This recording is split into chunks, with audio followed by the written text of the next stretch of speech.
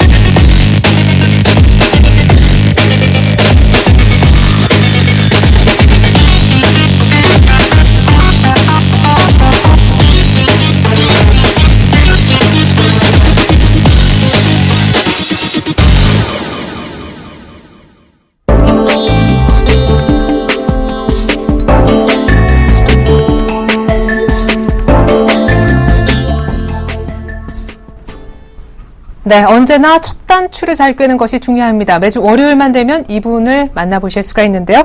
여러분들의 시장 보는 눈 수익률을 일취월장 시켜주실 이른바 무국 선생님 모셔보겠습니다. 루카스 투자자문 이승조 본부장님 인사시켜드릴게요. 안녕하세요. 예, 안녕하세요. 네, 자 먼저 이번 주에 예정된 일정들부터 살펴보겠습니다. 화면 함께 보시죠.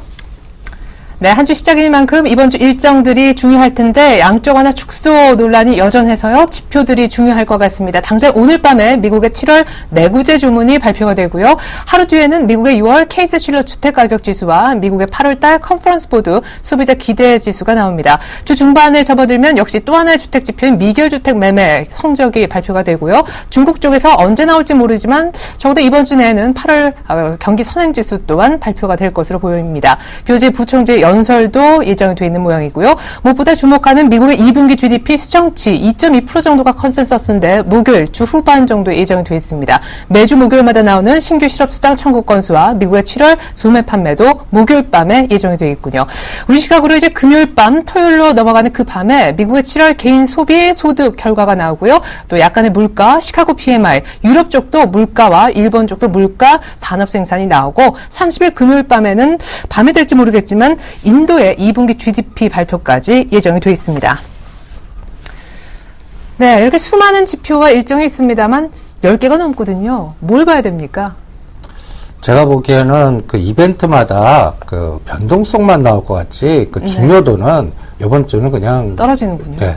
9월 6일날 고용지표로 다 향해 있지 않을까 이렇게 봅니다. 그러니까 이번 그 주택지표나 뭐 내구재 지표들 하나하나 보면 뭐 중요도를 칠 수도 있습니다. 중요하다고. 그러나 시장이 지금 눈높이는 양적 완화 축소 일정이 9월 달에 하느냐 아니면 연기되느냐 여기에 초점이 맞춰 있기 때문에 오히려 이번 주는 경기 지표가 나쁘게 나와야 시장에 긍정적으로 반응하는 이런 상황이 이번 시장을 지배할 거다라고 판단하고 있습니다. 그래서 다시 한번 일정표를 보시면 네. 저는 오히려 뭐 중요도를 그냥 29일 날 미국 신규 실업수당 청구 건수에서 9월 6일 날 실업 지표가 시장 컨센서스보다 나쁘게 나올 거냐 좋게 나올 거냐를 확인하는 게 더 중요하지. 그 사이에는 오히려 미국 증시는 14,800에서 15,200에 갇혀 있을 거다. 거기에 변동성에 각각의 지표가 이용당할 거고, 그 다음에 이 지표들이 좋게 나오기보다는 나쁘게 나와야 시장에서는 미국 증시는 올라갈 거다. 그런데 문제는 이 나쁘게 나오면 기술적 반등 안도 랠리로 양적 완화 축소 일정이 연기돼서 그 대반등을 주겠지만 대반등일 뿐이지 추세 전환은 아닙니다. 그러니까 경기 지표가 좋아져야 되거든요. 그래서 우리 시장은 양적 완화가 실행을 했어요. 그럼에도 불구하고 우리 시장이 이제 1880과 1900이 저항이 아니라 지지가 되면서 뭔가 주도주적 랠리가 나와야 된다라고 판단을 합니다. 그런 상황을 우리는 어디서 읽어내야 되냐면 저는 개인적으로는 주도주를 이 IT 섹터와 그 다음에 중국 섹터에서 경기 민감주, 특히 소재 관련주, 원자재 관련주에서 찾아보겠다라고 생각을 합니다. 여러분들 그동안 일주일 동안, 전번주 일주일 동안에는 인남이라고 표현을 하죠. 인도네시아에서 쓰나미가 왔다 그러는데 여러분들 이 데이터를 한번 봐주시기 바랍니다. 인도네시아 자카르타 지수인데 이미 고점 대비해서 거의 21%의 인덱스로 급락한 상태입니다. 언론에서 이게 이제 한 이슈 되면서 노이즈가 나온다는 얘기는 단기적으로는 1차 공격은 끝났다는 얘기입니다. 그러니까 오히려 여러 가지 소로주의 하방 공격 에너지, 그 다음에 이런 헤지펀드들의 변동성, 실질적으로는 저는 여기서 이제 1차 공격이 끝났 다음에 대반등 줬다가 이 다음 파동이 오히려 9월에서 10월 달에 이 양적 완화 일정에 대한 속도나 규모에 의해서 결정이 되지 않을까. 그러니까 지금부터 여러분들 체크할 거는 제가 인도네시아나 인도 쪽은 한 2주 정도는 잊어버리십시오. 오히려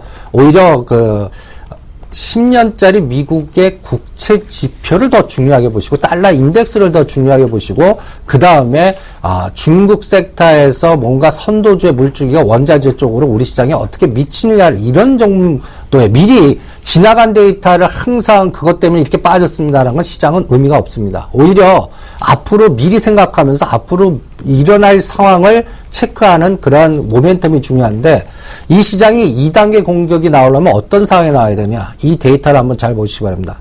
10년 국채 수익률인데 이거는 반대로 보면 채권 가격이 반대로 생각하시면 됩니다. 3.0 라인을 하나 그어주시기 바랍니다.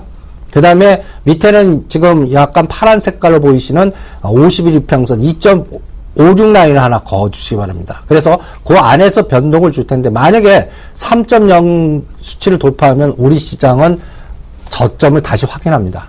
그러니까 요번에 1838을 저점 찍었는데 그걸 붕괴하는 파동이 나올 거다라고 봅니다. 그러면 우리 시장에 대반등을 주던 상승을 랠리를 주려면 어떻게 해야 되죠? 이 미국 10년짜리 국채 수익률이 우하향으로 해서 2.5나 6까지 빠져야 됩니다. 그리고 추세는 어디서 판단해? 2.56도 깨고 내려가서 빨간 색깔의 200일 이평선 수준까지 가야 된답니다. 그러면 이 얘기는 뭐냐? 미국 채권 가격이 지금 급락하다가 여러분들 채권 가격이 급등하는, 즉 미국 채권을 누가 제일 많이 보유하고 있죠? 중국, 일본, 우리나라 이런 쪽입니다. 그러니까 그 나라들이 매도해갖고 빠져나가는 게 아니라 이제 미국 채권을 다시 사줄 수 있는 환경이 나와야 되는데 그거는 불확실성, 양적 완화 축소 일정의 확인이 나온 다음의 얘기입니다. 그러니까 그때까지는 이 2.5에서 3.0 사이에서 박스 랠리가 미국 시장은 14,500에서 15,200에서 박스인데 아직까지 외바닥만 확인됐다라는 생각이 듭니다. 그러니까 B파동 구간에 지금 놓여 있고 그 다음에 C파동 확인은 제가 판단하기에는 9월 말에서 10월 초 정도 3, 4분기 삼성전자 잠정 실적 나올 때 확인되지 않겠나. 그러면 그 사이는 뭐 갖고 판단하느냐. 제가 원자재를 강조해 드렸죠. 이 데이터가 그거를 증명해주지 않나라는 생각입니다. 지금 서부 텍사스 중진류라든지 그 다음에 발틱 운임지수, 지금 발틱 운임지수가 전번 시간에 우리가 1000 깨면 지지해주고 다시 터닝해서 원자재 관련주에 또 금, 구리 이런 것에서 고려아연, 풍산 그 다음에 또 소재 관련주들, 원자재 관련주들을 핵심 데이터로 삼아서 투자 전략을 세우십시오라는 분석을 해드렸을 겁니다. 이게 우상향으로 지금 진행되고 있습니다. 이게 이제 직전 고점 수준인 1170을 돌파해갖고 한 2000대까지 가주면 이 시장은 어떻게 될까요? 원자재와 관련된 종목들과 중국 경기 민감주들, 예를 들어서 고려아연, 풍산, 그 다음에 또 화학주들, 소재주들, 강관, 철광주들 이런 것들이 올랐다 눌림목 주면서 다시 치고 나갔다는 얘기입니다. 이런 물주기가 앞으로 시장을 잃는 가장 중요한 맥점이고, 또 하나 이런 데이터를 확인해주는 세계 증시의 어떤 차별화 과정에서 이 유럽 쪽이 좋고요. 지금 브라질과 호주가 좋습니다. 이 데이터를 보시면 여러분들 그 미국 시장과 우리 시장, 동남아 시장 급락하는 과정에서 이 빨간 색깔이 호주 지수고 그 다음에 파란 색깔이 브라질 지수입니다.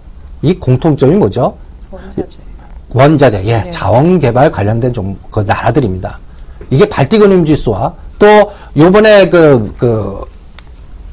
미국 쪽에서 주식 쪽에서 대규모 매도가 나갔는데 그게 다 어디로 갔나 하면 서유럽으로 갔습니다. 또 호주로 가고 일본으로 갔습니다. 그러니까 이 데이터가 벌써 발틱은임 지수, 유럽, 중국, 그 다음에 원자재 자원 관련주들 이런 것들이 보이지 않게 지금 이렇게 연결되어 있다는 얘기입니다. 그런데 여기에서 여러분들이 체크할 게 있습니다. 이제 달러에서 원자재로 투기 자금이 이동된 건지 아니면 경기가 이제 앞으로 돌았을 거니까 원자재 수요가 앞으로 증가해 갖고 중국에서 뭔가 이제 긴축해서 성장을 가면서 구리라든지 석탄이라든지 이러한 원자재 수요가 증가하면서 뭔가 장기적인 어떠한 트렌드의 변화인지 이거를 확인하는 게 앞으로 시장에 있는 키포인트라는 얘기예요. 일단 브라질과 그 다음에 호주가 올라가고 발틱은임 지수가 올라가고 있다는 것은 시장의 흐름에서 가장 결정적인 하나의 모멘텀을 주는 그러한 변수다라고 봅니다. 그러면 이게 원자재 관련된 게 달러에서 원자재로 이동된 건지 아니면 경기가 돌아서 갖고 뭔가 트렌드가 올라갈 건지를 뭐 갖고 봐야 되는데 미국 경기와 중국 경기가 이제 중국은 긴축해서 성장으로 가고 미국 경기가 이제 계속 좋아져야겠죠. 양적 완화 축소함에도 불구하고. 그러니까 이거를 저는 9월 6일 고용지표에서 다음 그림을 갖고 판단하겠습니다. 그리고 그거를 우리가 일반 투자자들은 그걸 어디서 체크할 수 있을까 할 때 그 체크하는 방법에 관련된 종목을 같이 보겠습니다. 여러분 다우지수는 9월 6일 고용지표를 발표하는 라인을 이렇게 굵은 선으로 그어주시기 바랍니다. 그때까지는 여러 가지 내구재 지표라든지 뭐 여러 가지 지표 있지만 그 강도가 이 고용지표의 반도 안 된다라고 생각됩니다. 그래서 15,200선을 제가 저항선을 잡고 14,800선을 하단 잡아서 이렇게 외바닥에서 대반을 줬다가 다시 검증을 한번 9월 6일 전에 해야 된다. 그리고 고용지표 발표해서 여기서 나쁘게 나와야 급등한다라고 좀 판단하겠습니다. 예. 그러니까 그 포인트를 잘 체크해 주시기 바랍니다. 그러니까 시장 컨센서스보다 한 7.5나 7.6, 만약에 7.3 아래로 고용지표 실업률이 발표되면 9월 한 번 더 충격을 받고 갈 거라고 생각을 합니다. 그게 지수상으로는 50에서 한 100포인트가 왔다 갔다 한다라는 생각이 듭니다. 요 라인을 잘 보시고요. 그러면 이런 과정에서 이 고용지표 변동성에서도 미국의 소비자들이 지갑을 열고 앞으로 경기가 좋아질 것 같아서 뭔가 원자재 수급이 자금의 이동 관계가 아닌 전체적인 하나의 트렌드라고 볼 수 있는 게 이 월마트 주가 갖고 읽어주시기 바랍니다. 여러분들 월마트하고 중국, 여러분들 당장은 월마트 주가는 미국의 소비자들의 어떤 구매 성향 같은 걸 측정하는 거를 읽어내는 데는 공감을 하실 거예요. 그런데 이게 왜 보이지 않게 중국하고 연관되어 있냐? 여러분들 월마트 가서 한번 보십시오. 거기에 주 제품들이 메이드 인 차이나가 굉장히 많습니다. 메이드 인 아메리카도 있지만 그 과정에서 또 미국도 추수감사절에서 크리스마스 시즌까지가 대규모 소비 시즌입니다. 즉 일단 미국 국민들이 지갑을 이렇게 닫았다가 이 추수감사절부터 크리스마스까지 굉장히 중요한 물품들을 그때 소비하는 경향들이 굉장히 많습니다. 그러니까 그럴 때 이 월마트 주가를 한번 보시죠. 이 79불대에서 쌍봉 약간 모양 주면서 꺾여 내렸습니다. 근데 빨간 색깔이 201평선입니다. 이게 72불 수준인데 여기서 쌍봉 좀 미리 선조정했거든요. 그러니까 양적 완화 불확실성이 제거된 다음에 이게 여기서 떨어지는 게 아니라 오히려 그 불확실성이 제거된 다음에 이게 우상향으로 가는 게 굉장히 중요한 겁니다. 이제 지갑을 여는 과정이네. 여러분들 양적 완화라는 거는 한번 생각을 해보십시오. 이번에 뭐 850불 급격하게 다 줄이겠습니까? 아닙니다.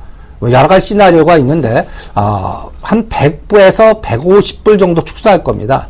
그러면서 계속 시기를 조절할 거거든요. 그러니까 그 불확실성 과정의 노출만 9월 달에 시작하느냐, 10월 달이냐, 아니면 금년은 아니고 내년도냐, 이거를 보는 그 시기적인 측면이고, 이제는 진짜 경기에 관련된 이러한 월마트 주가가 그 재료 불확실성 속에서도 우상향으로 가는지 읽어내는 게 전체적 그림을 그리는데 굉장히 중요하고요. 이게 상해 증시가 2050 지지해주고 트렌드가 한 2800에 3000까지 갈 수 있는 모멘텀을 누구한테 읽느냐? 월마트 주가 하나 갖고 또 하나 한번 읽어보시기 바랍니다. 또 하나는 홈디포 주가입니다.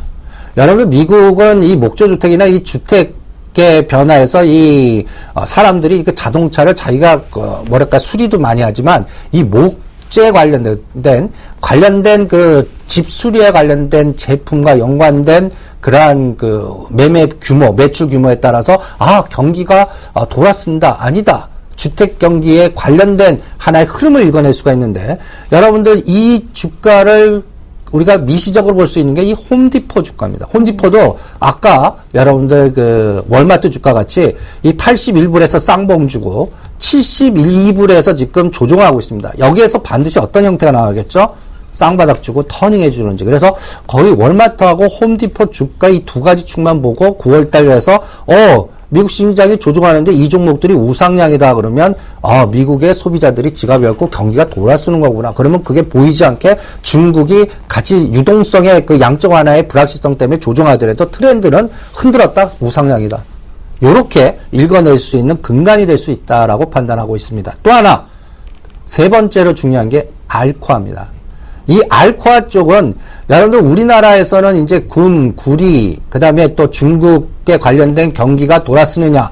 지금 여러분들 중국에서는 이제 서부 대개척 관련해갖고 뭐 철도라든지 SOC 사업을 대규모로 할 건데 그 시기가 언젠가 그거를 잡아내는 거를 개인적으로는 알코아. 우리나라는 요걸 연계한다면은 또 도산인프라코어나 고려 아연이나 풍산을 같이 연계해서 읽어보시면 될 겁니다. 그러니까 이 주가가 지금 보시면 빨간 색깔 역별 상태입니다. 200일선 밑에 51선에서는 수렴. 쌍바닥을 7.6, 7.8에서 주고 8.23에서 지금 그 저항을 받고 있습니다. 이것마저 거래량을 증가하면서 220평선을 돌아선다면 이건 트렌드입니다. 그러니까 요 세 가지 월마트, 그 다음에 홈디포, 알코아 요 관련된 종목 갖고 중국의 원자재 관련된 종목 이런 것들의 에너지가 주면서 우리 시장이 박스인지 트렌드인지 요거를 읽어내는 게 앞으로 시장에 있는 가장 키포인트가 아닌가. 요게 이제 앞으로 그 9월달 양적 완화 불확실성이 제거될 때까지 요 부분을 가장 중요한 포인트로 같이, 그러니까 거시적 변수가 노이즈가 있을 때는요, 미시로 종목으로 압축해가지고 요 세 가지 트렌드만 봐서 지수가 다우지수가 빠지는데 요 세 가지 종목이 덜 빠지고 올라간다. 그럼 이게 주도주가 되면서 앞으로 트렌드가 된다. 거기에 관련된 종목을 사라고 시장은 알려주는 거다. 이렇게 판단을 해드리겠습니다. 네. 무엇보다 이번 주 지표 처음에 스케줄표로 보여드렸습니다만 이번 주는 변동성만 있을 뿐 방향은 없을 거다라는 점 다시 한번 말씀을 드리겠습니다. 9월 6일 미국의 고용지표 나올 때까지는 조금 더 말씀해 주신 그런 종목들 위주로 좀 잘 살펴보셨으면 좋겠어요. 자, 이번엔 무국 선생님의 지수 맥점 짚기 들어가 보도록 하겠습니다. 지금 지수가 1880 정도인데 한 20포인트 정도만 더 오르면 1900이거든요. 그 이상 이번 주에 비트할 수 있을지 화면 먼저 보시죠. 자, 우리 무국 선생님의 지수 맥점 짚기 화면 대신에 곧바로 얘기를 좀 들어보도록 하겠습니다. 1900 이번 주에 가능하겠습니까? 그 저항 같아요. 전번 주에는 그게 지지선이 됐어야 되는데 그걸 붕괴했거든요. 그렇죠. 그게 이제 인도네시아의 변동성 여러 가지. 그러나 가만히 보시면 그 급락 과정에서 저점을 높인 종목이라든지 덜 빠진 종목이 뭔가를 생각을 해보시기 바랍니다. 저는 두 가지 물줄기를 체크해드리겠습니다. 한쪽은 IT입니다. 삼성전자하고 SK하이닉스 이쪽 섹터입니다. 또 한쪽은 자동차 섹터하고 여러분들 현대차나 기아차 갖고 계신 분들은 장이 빠졌어? 내 건 안 빠졌는데? 이런 느낌이 드실 겁니다. 그 또 하나는 원자재 관련 종목들입니다. 이 물줄기들이 보이지 않게 아까 얘기한 대로 중국하고 다 연동이 되어 있습니다. 그러면 이번 주가 1900이 저항입니까? 그걸 돌파해서 새롭게 돌파하는 장이 나올 겁니까? 이걸 결정하는 게 저는 이 그 변동성을 이렇게 한번 그려봤습니다. 1900을 중심으로 해갖고요. 하단은 1850 넣고 상단은 1950 넣고 정규 분포를 일단 그립니다. 네. 거기에 중심이 1900인데 이 파란 색깔의 모양은 약간 쌍봉 모양 주면서 이 수렴의 중심이 어디로 몰려 있냐면 1875와 1880 사이에 몰려 있습니다. 이거는 위가 1900이 저항이 되면서 올라가면 두들겨 맞고 올라가면 두들겨 맞으면서 전체적으로 변동성에 이용당하는 건데 이거는 지금 오늘 1880선에서 현대차가 23만 5천 원이 저항, 삼성전자가 130만 원이 저항, 그리고 주도주보다는 변동성 장애, 비차익이든 프로그램에서 외국인들이 매도로 대응하는 이런 장에서 이런 패턴이 나올 겁니다. 그러면 빨간 색깔로 올라가 주려면 어떤 현상이 나와야겠죠? 비차익에서 매도가 매수로 바뀌어야 되고 선선물에서 조단위 매도가 매수로 바뀌어야 되는 에너지가 나와야 되는데 한쪽 축만 가면 안 된다. 그러니까 삼성전자가 130만 원 저항이 되면 안 되고 지지가 되면서 135만 원을 더 치고 나가는 에너지가 나와야 되고 SK 하이닉스가 2만 7, 8천 원을 지지해주고 3만 원을 돌파하는 에너지가 나와주면서 IT뿐만 아니라 중국 경기 민감주와 자동차, 이 옛날에는 차정이라고 그랬죠. 이번에는 이렇게 표현했습니다. IT, 자동차, 그 다음에 소재, 원자재 관련주들, 요 세 가지 축이 동시 패션으로 프로그램 매수가 됐던 아니면 현 선물 간의 매수 에너지가 동반되면서 계단이 한 계단 올라가줘야 이 빨간색 색깔의 1920에서 50까지 갈 수 있는 에너지가 나온다. 그리고 추세 전환은 이 1950을 돌파해주는 에너지가 나와야 되는데 이거는 9월달은 아니다. 10월달 가서 3, 4분기 삼성전자 노출과 연말장 그리고 그때쯤 진짜 아까 얘기한 세 가지 종목들이 급등을 하는 겁니다. 그래서 경기가 돌아서고 있고 소비자 지갑이 올라가고 있고 트렌드가 이제는 우상향이야. 이런 상황이 나오고 그때까지 9월달 불확실성. 9월달 불확실성이 무지무지 많습니다. 여러분들 예를 들어서 단적으로 예를 들어서 뭐가 있죠? 또 부채 한도. 그 다음에 또 양적 완화의 일정 구체화. 그리고 또 9월 22일은 독일의 선거. 요번에 또 메르켈 총리가 되냐 안 되냐 갖고도 또 불확실성. 그 전에 유럽 관련주는 급등했었거든요. 이게 또 그 전에 그 불확실성. 이런 것들이 다 거치고 나서 이제는 실적장으로 가야 돼요. 이런 양적 완화 이런 거보다 3, 4분기 실적과 4, 4분기 컨센서스에서 뭔가 트렌드가 돼서 뭔가 할 때 아까 그 세 가지 종목과 10월 초까지는 어떻게 되겠습니까? 이런 변동성에서 약간 1900과 1850의 중심값이 1870에서 그 좁은 박스 움직이냐 계단을 다시 한 단계 올려주냐가 아까 이 삼성전자 IT와 중국 소재주 원자재 관련주와 같이 읽어보시고 이번 주는 그걸 확인하고 이용하는 변동성장이다라는 생각이 들고요. 그 다음에 제가 또 하나 9월달 장을 읽을 때 이 시장에서 저는 원자재 관련주가 주도주로 아마 구축되고 있다 이렇게 지금 분석을 하고 있는데 네. 그 모멘텀을 뭐 갖고 있느냐 저는 이렇게 한번 화두를 잡겠습니다. 지금 양적 완화라는 게 뭡니까? 통화금융정책 관련된 거거든요. 이제는 저는 9, 10월 달에 약간 전 세계적으로 국지적인 변동성의 국제 정착적 측면을 강조하는 하나의 불확실성이 노이즈가 생기면서 이제 북극곰이 들어오지 않을까라는 생각을 갖고 있습니다. 그래서 북극곰 관련돼 갖고 원자재 관련주를 하나의 기준으로 삼겠습니다. 그래서 이 데이터를 한번 봐주시기 바랍니다. 여러분 한번 보시죠. 이게 서부 텍사스 중진주입니다. 네. 지금 어떻습니까? 한 단계 올려놓고 108불 저항이고 102불 지지해서 박스입니다. 이런 한 단계 올려주고 박스일 때는 이게 조정하되 이 박스 상단을 돌파하거나 하단을 깨게끔 되어 있습니다. 근데 요번에 이 상단을 돌파한 게 뭐죠? 이집트의 불확실성, 거기에 수에즈 운하가 있고 유가의 수급 불안에 의해서 움직였다면 이걸 이제 이게 다른 각도로 만약에 국제정착적인 변동에서 그동안 가장 고통스러웠던 게 중국과 러시아입니다. 셰일가스 때문에 천연가스 이 과정이 시리아 지금 분쟁이 보이지 않게 시리아 정부군 이란 러시아 반군 유럽 미국 이 코스가 오히려 이 서부 텍사스 중진류 여러분들 석유는 뭐로 결제되죠? 달러로 결제됩니다.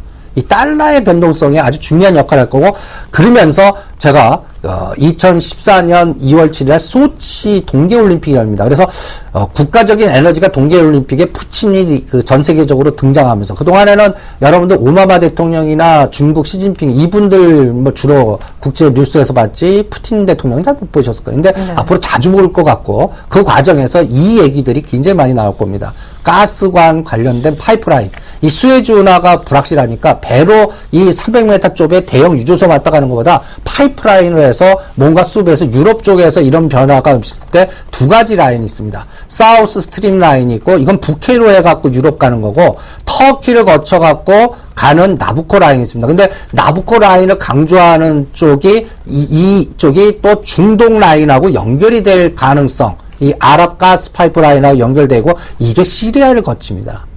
이게 보이지 않게 러시아의 뒤에서 보이지 않는 파워게임이 국제정치적인 측면에서 충돌되고 있습니다. 이게 중동의 옛날 아랍의 봄의 상황과 지금이 달라진 상황입니다.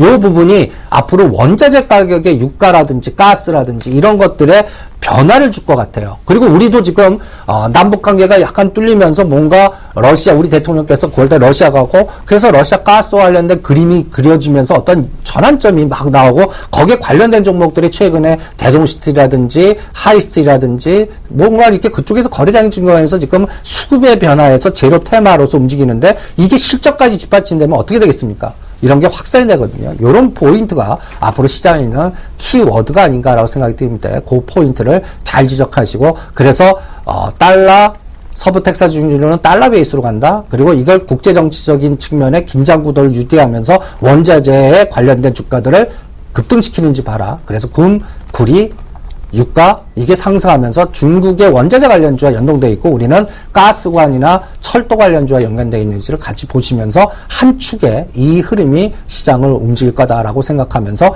이 부분을 동태적으로 측정하는 게 어떻겠나, 이렇게 판단을 해드리겠습니다. 네. 결국에 최근에 좀 눈여겨보고 계신 게 IT, 자동차 소재나 원자재라고 하셨는데, 아자소, 아자원, 예, 이렇게 좀 기억하시면 좋겠고요. 그러면 무국 선생님이 뽑은 이슈가 될 만한 업종은 과연 뭘까요? 조금 전에 약간 철도 얘기도 하셨는데, 중국 모멘텀도 여러 차례 거론하셨죠. 원자재 빠지지 않아 있을 것 같습니다. 화면 준비했는데 먼저 보고 상세한 얘기도 들어보겠습니다.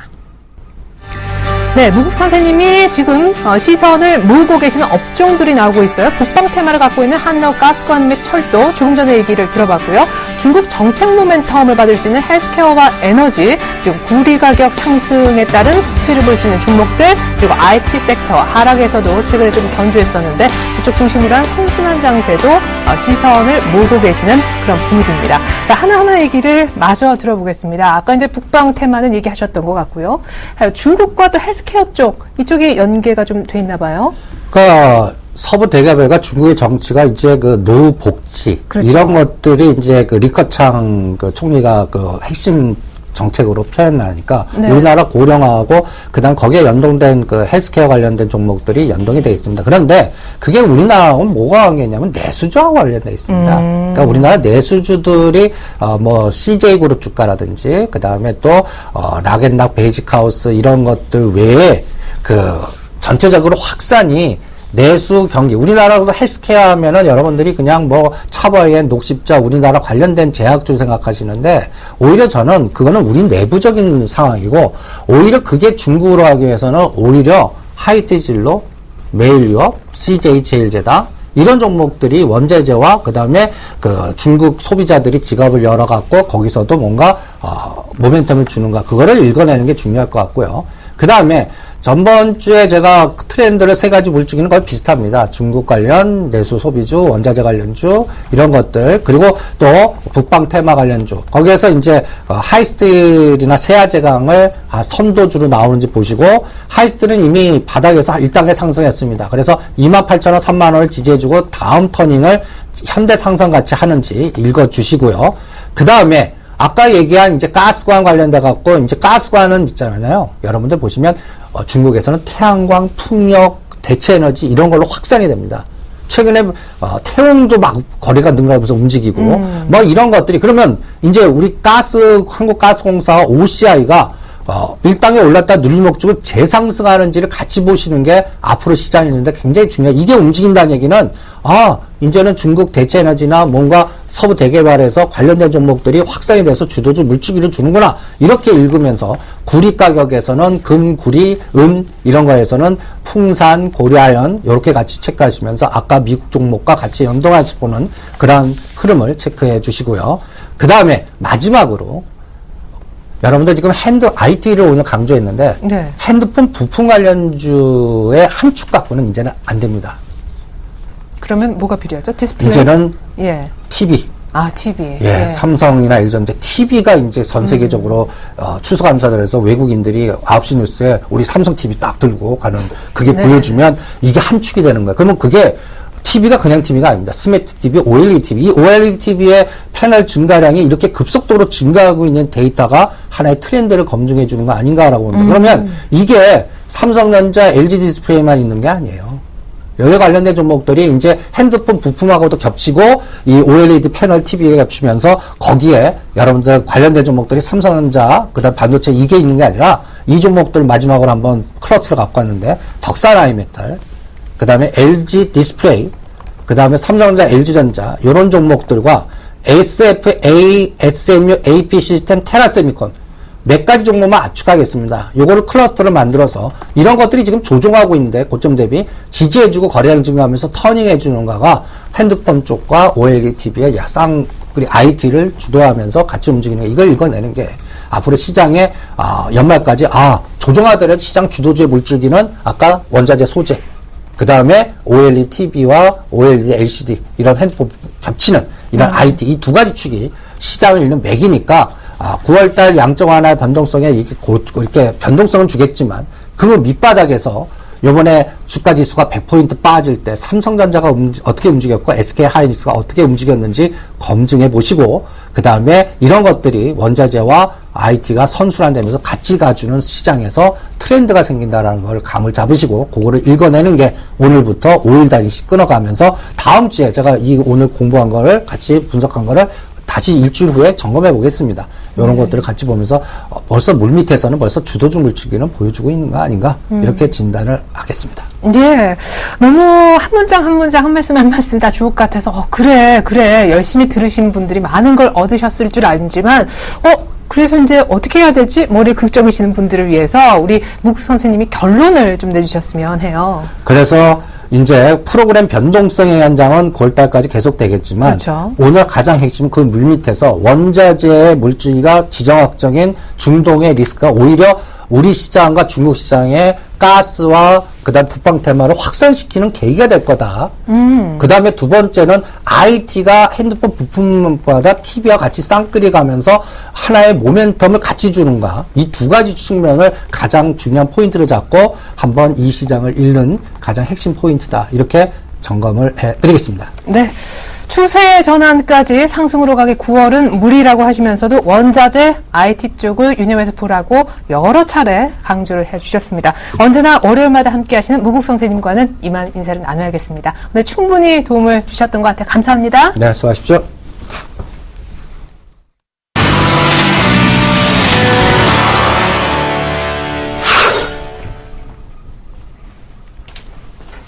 네, 중국 상해종합지수가 개장을 했습니다. 지금 0.3% 정도 오르면서 출발하는데요. 2060선은 회복을 했습니다. 금요일 날 장중한 때 2% 넘게 빠졌다가 마감은 약보합 정도 낙폭을 줄이면서 끝냈었는데 오늘 일단 전반적으로 우리, 일본, 중국까지 반등이 나옵니다. 네, 자세한 중국 시장 분석 전문가 연결해서 더 들어보죠. 리딩투자증권 우성재 팀장님, 안녕하세요. 예, 안녕하세요. 네, 중국 시장 분위기 조금 더 짚어주시죠. 예, 지금 현재 상해 종합주가지수 시장에서의 매수가 소폭 유입되고 있는 모습을 보이면서 증시는 상승세를 나타내고 있습니다. 하지만 지금 그 힘이 크진 않은 모습을 보이고 있는데요. 현재 상해 종합주가지수 2058.95포인트의 장 움직임 보이면서 0.07% 상승하는 모습입니다. 시장에서의 간망 심리가 좀 많이 커지고 있는 가운데 국가정보센터에서는 중국의 GDP가 7% 이상이면 적정 수준을 나타내고 있다는 언급을 내놨었는데요. 지금 중국 국가정보센터 소속 이코노미스트는 최근 중국 경제 성장률이 7에서 9%로 대체로 합리적인 수준에 있다는 언급을 내놓으면서 심각한 인플레이션 혹은 긴축의 부담은 없는 상황이라는 언급을 내놨었습니다. 결국 중국 정부에서 추가적인 경제 부양책을 내놓을지 여부는 좀 지켜봐야 될 것으로 보이고 있는 가운데 독일의 도이치뱅크에서는 중국의 하반기 GDP 성장률을 7.7%로 상향 조정하는 모습을 보였습니다. 8월 중국 제조 구매 담당 지수가 중국 경제 지표가 개선되고 있음을 고려했을 경우에 중국의 경제 성장률이 다시금 안정세를 나타낸다는 언급을 내놓으면서 중국 경제 회복에 대한 기대감이 커지고 있는 모습을 보이고 있는데요. 지금 초상은행에서는 A주와 H주에 대한 유상증자로 자금을 조달하겠다는 언급을 내놓으면서 시장에서의 수급 악화 우려감 속에서 증시는 좀 충격을 받는 모습을 지난주 금요일 보였었는데 이러한 부분에 따른 영향력은 좀 더 이어져 나갈 확률이 높을 것으로 보이고 있습니다. 결국 지금 시장에서의 수급에 대한 부담감이 커지고 있는 가운데 박스권 혼조장세 움직임이 이어져 나갈 확률이 높을 것으로 보이고 있는데요. 결국 상해 종합주가지수는 2050선 내외의 혼조장세 움직임이 당분간 좀 이어져 나갈 확률이 높은 만큼 이러한 부분 염두하시고 접근하셔야겠습니다. 네, 지금까지 리딩투자증권 우성재 팀장님과 함께했습니다. 말씀 잘 들었습니다. 네, 고맙습니다.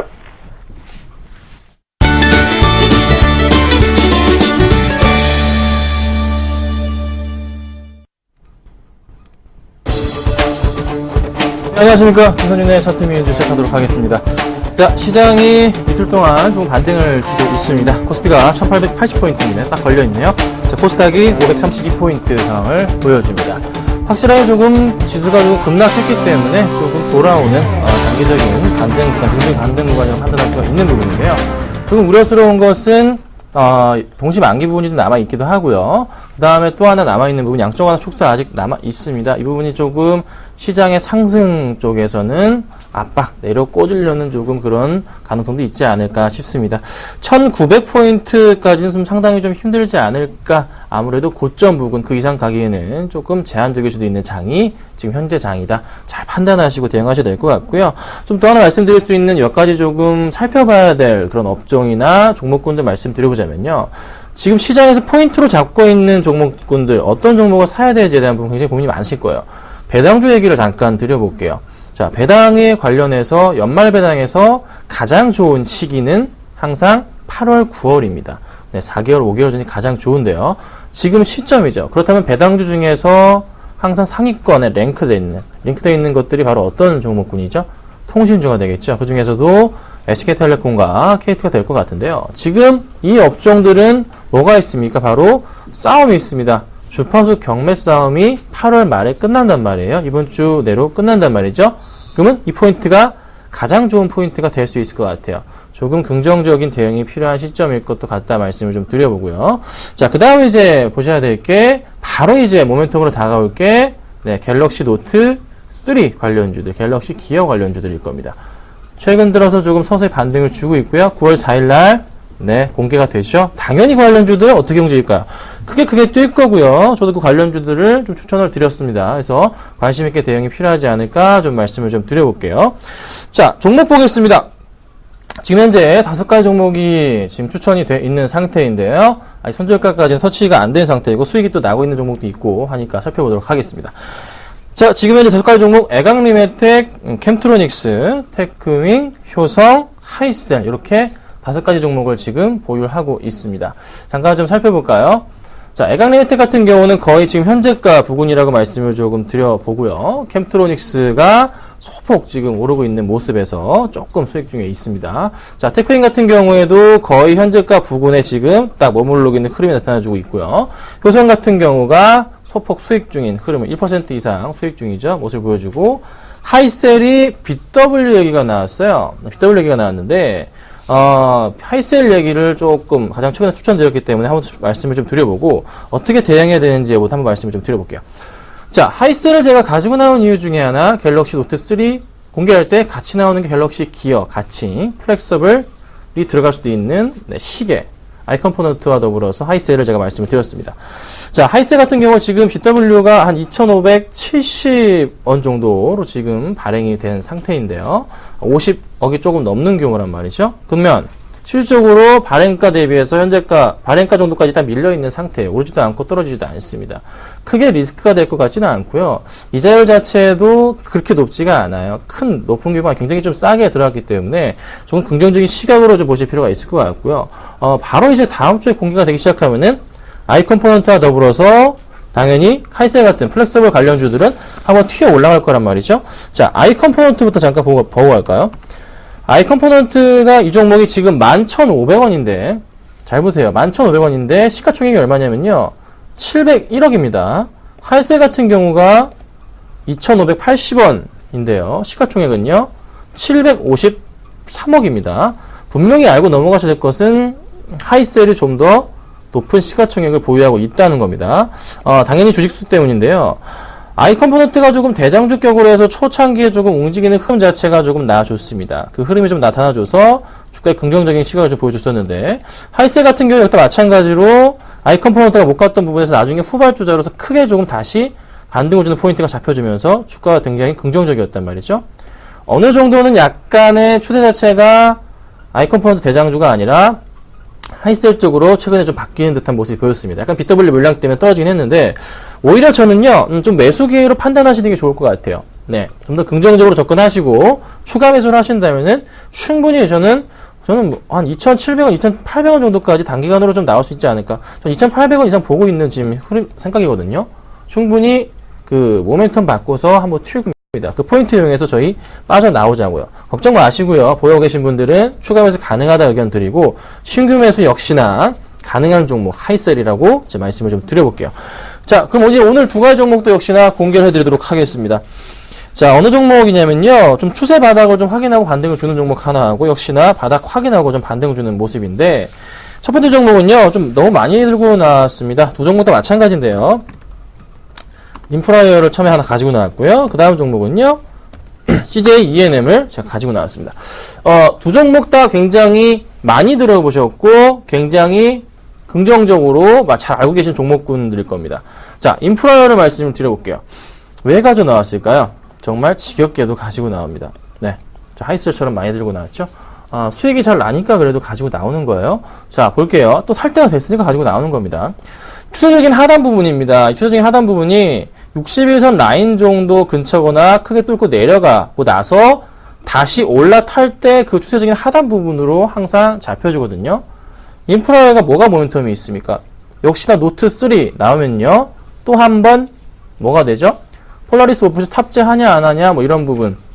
또 역시나 관련주기 때문에 주가의 상승폭이 이끈다는 거죠. 이렇게 크게 하락한 이후에 주가 반등 다시 한번 크게 주면서 껑충껑충 뛰는 흐름이 나타나줍니다. 그런데 6월부터 5월부터는요. 고점 라인 항상 맞고 떨어져요. 그 라인이 얼마? 17,000원 라인입니다. 자, 17,000원 정도까지는 반등을 주겠다는 소리예요. 그러면 지금부터 21선 다시 뚫고 올라가고 60선 뚫고 올라가는 확대를 해볼게요. 그 시점이기 때문에 충분하게 17,000원 정도 라인까지는 지금의 시점부터 해서 이 갭을 메울 수 있을 것으로 판단이 됩니다. 단기간에 충분히 가능한 시점이기도 하고요. 수급적으로 약간 꼬였던 부분, 기관들의 이런 약간의 좀 매수세 전환이 조금 폭 보이긴 했지만서도 아직 연기금 계속 사고 있고 투신권도 같이 계속 사주고 있는 모습이 잡혀주고요. 개인만이 최근에 또 강하게 매도하고 있는 모습은 그래도 눈에 잡힙니다. 그래서 수급적인 터닝 부분이 조금씩 눈에 들어오고 있기 때문에 아직까지는 확실하게 수급 꼬임 현상은 보이진 않고 있어요. 조금 더 지켜봐야 되고요. 기술적인 부분에 있어서 반등을 주지 않을까 판단되기 때문에 좀 관심 있게 보시라는 말씀을 드려보고요. 자, 그 다음 종목은 CJ ENM입니다. 자, CJ ENM 최근 들어서 뭐 어떤 이슈가 있을까요? 그렇죠. 뭐 게임, 차차차나 마블 게임이 큰 이슈를 끌고 있고요. 또 하나 뭐가 있죠? 네, 슈퍼스타 K 또 있고요. 댄싱 9도 있고요. 여타 또 뭐 설국열차나 뭐 여러 가지 뭐 숨바꼭질일까요? 종목 굉장히 좋은 영화들이 잘 나와주고 있습니다. 좋은 실적을 이끌어주고 있는 흐름이고 이 실적을 바탕으로 해서 CJ ENM 주가 역시 긍정적으로 작용할 가능성이 높다는 거죠. 역시나 바닥권 라인입니다. 주가 흐름 살펴보면요. 바닥권 라인에 해당하는 부분 120선 라인 깨거나 터치한 경우부터 해서 다시 반등을 주기 시작합니다. 이런 포인트거든요. 이 시점도 마찬가지로 해서 반등 주기 시작하면서 주가 또 한 번에 레벨업을 할 수 있는 그런 구간에 진입했어요. 한 번 반등을 줬고요. 다시 올라가고 있는 흐름이 나타나주고 있는 게 바로 오늘 포인트입니다. 네, 오늘 포인트란 말이죠. 그러면 주가가 어디까지 갈 수 있을까요? 항상 전 고점은 뚫고 갔습니다. 전 고점 뚫고 갔기 때문에 4만원 정도까지는 무리가 없을 것 같습니다. 4만원 정도까지는 추세 전환 안 하면서 우상승한 우로 올라갈 수 있는, 위로 올라갈 수 있는 가능성이 크지 않나 판단이 됩니다. 걱정할 종목이 아니고요. 역시나 수급적인 꼬임 부분이 현재 발생해 준 건 사실이에요. 자, 기관들이 지금 매도가 꾸준하게 지금 일주일 이상 나왔습니다. 하지만 외인들이 그 물량을 다 받쳐주고 있어요. 외인들이 다 사주면서 개인들의 물량을 오히려 더 매도하게 만드는 모습을 좀 보여줍니다. 기관들이 꾸준하게 다시 29만 주 정도 아직 갖고 있는 물량이고요. 여기 나왔던 물량이 크지가 않습니다. 외인들 순매수로 한 달 만에 전환한 흐름이라는 거죠. 주가에 긍정적으로 작용할 가능성이 높고요. 바닥권이기 때문에 또 한번 상승을 가지고 올 가능성이 크지 않나 판단이 됩니다. 두 종목 다 수급이 꼬임 현상이 다시 풀릴 수 있는 그런 가능성이 큰 종목들, 바닥권 라인에서 그래도 약간의 상승폭을 가져올 수 있는 종목들이기 때문에 가지고 나왔고요. 코스닥이 그래도 코스피 대비해서는 조금 아무래도 동시만기와 더불어 양쪽 하나에서는 조금 자유로울 겁니다. 그래서 많이 떨어졌을 때 조금 반등을 줄 수 있는 포인트 놓치지 마시고 대응을 부탁드릴게요. 자, 그럼 오늘 어떤 종목을 추천드릴까요? CJ ENM을 드려야 되나? 인프라웨어를 드려야 되나요? 둘 다 너무나 좋기 때문에 고민이 좀 많습니다. 자, 그래도 오늘 좀 힘을 받고 있는 CJ ENM을 추천드려 볼게요. 자, CJ ENM 정말 꾸준하게 아까 말씀드렸던 모멘텀 다시 받고 있고요. 크게 상승할 수 있는 가능성이 크고 반등 줄 때마다 약간 횡보를 보이더라도 한 전고점 라인까지 항상 뚫고 가는 경향이 있습니다. 걱정하지 마시고 매수를 하면 될 것 같고요. 현재가 지금 38,250원인데요. 38,250원까지만 저희가 매수를 하시면 좋을 것 같아요. 38,250원 매수를 하고요. 목표가는 한 4만원 정도, 한 3% 정도만 딱 보고 대응하도록 하겠습니다. 손절가는 제가 37,500원. 굉장히 짧게 잡을 겁니다. 밀리면 안 되기 때문입니다. 손절가는 꼭 놓치지 마시고 대응을 부탁드릴게요. 자, 오늘은 제가 CJ ENM 말씀을 드렸고요. 3% 공략해 보도록 하겠습니다. 김선윤의 차트 뮤인지였습니다. 감사합니다.